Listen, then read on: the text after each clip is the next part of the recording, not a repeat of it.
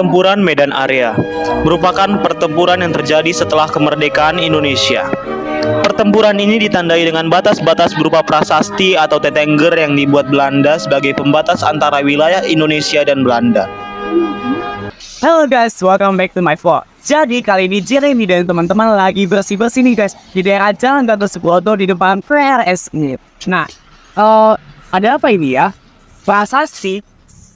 Di sinilah titik garis demarkasi Medan Area tanggal 25 Maret 1947 sebagai akibat kejadian Jat. Kira-kira kalian tahu gak sih di prasasti apa? Oh, kasus ini aku tahu nih kalau misalnya di Surabaya ada yaitu pertempuran Arek Surabaya, di Medan ada nih yaitu pertempuran Medan Area. Nah, di latar belakangnya oleh datangnya nikah dengan pasukan sekutu ke Indonesia tempatnya di Medan. Mereka awalnya disebut baik nih oleh masyarakat kita karena misi mereka adalah membebaskan para tawanan. Tapi ternyata kalian tahu gak sih guys? Memang sih mereka membebaskan para tahanan, tapi sayang sekali para tahanan yang dibebaskan malah itu tidak tahu oleh mereka. Cuma itu loh, bahkan ada yang lagi sedang hal 1945 pada di foto Leaders ada kejadian di mana salah seorang pasukan Dika yang mengerjain jasa seolah-olah bendera dari setelah terjadi peperangan yang mengakibatkan 7 pemuda totalnya 7 pasukan Dika tewas dan 60 orang lainnya luka-luka. Dari ini juga merupakan simbol awalnya perlawanan antara pasukan Belanda dan masyarakat Medan. Ya, padahal saat itu Indonesia telah merdeka pada 17 Agustus 1945. Dan pada tanggal 27 Agustus 1945, Mr. Muhammad Hasan yang sekaligus menjadi Gubernur Sumatera pertama telah mengabarkan bahwa Indonesia telah merdeka. Dan kalau kalian tahu, pada tanggal 19 Oktober 1945, di mana pasukan Laskar Pemuda dipimpin oleh beliau menyerang dan senjata Jepang di Blok Raya. Tujuannya untuk memperkuat senjata. Dan setelah itu, pasukan dan beliau itu menyerang baik pasukan Belanda yang ada di Grogol dan Helvetia. Nah, aku tahu tuh, pada tanggal 18 Oktober 1945, pasukan Nika itu mengeluarkan ultimatum yang berisikan para pemuda dan rakyat Medan tidak boleh memegang senjata. Apakah ultimatum itu diterima? Tentu saja tidak. Medan keras, bos. Malah membuat rakyat Medan itu menjadi semangat berkorban untuk melawan Nika. What? Nah, pada tanggal 1 Desember 1945, pihak sekutu kemudian menuliskan sebuah tulisan pada papan yang bertulisan Fixed Boundaries Medan Area yang berarti adalah menandakan bahwasannya daerah tersebut telah dikuasai oleh Belanda.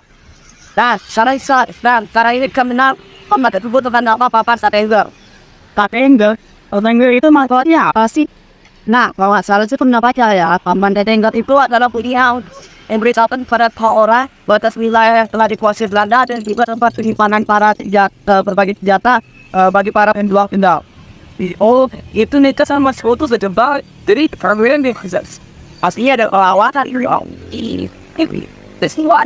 Ada pertempuran terjadi hingga 1 Desember 1945. Bahkan tentara Nika mengeluarkan ultimatum yang kedua yang lebih keji daripada ultimatum yang pertama. Kalian tahu apa? Yaitu masyarakat kota Medan tidak boleh menggunakan atau memegang senjata. Jika ketahuan memegang atau menggunakan senjata, maka akan langsung ditembak mati. Pastinya para pejuang atau para masyarakat tidak diam kan? Tentu. Penyerangan atau pemberontakan. Justru malah membuat keadaan kota makin tidak kondusif. Hal inilah yang membuat pemerintah pindah ke peperangan senjata dan masyarakat tidak harus mengungsi. Benar-benar. Nika maupun sedikit kamar semestinya hal ini yang menyebabkan masyarakat di sini tidak tinggal diam. Tepatnya pada tanggal 13 Desember 1940 setelah dilakukannya koordinasi antara tentara dan juga Laskar Pemuda yang menyerang 3 titik, yaitu Medan bagian timur, Medan bagian barat, dan Medan bagian selatan.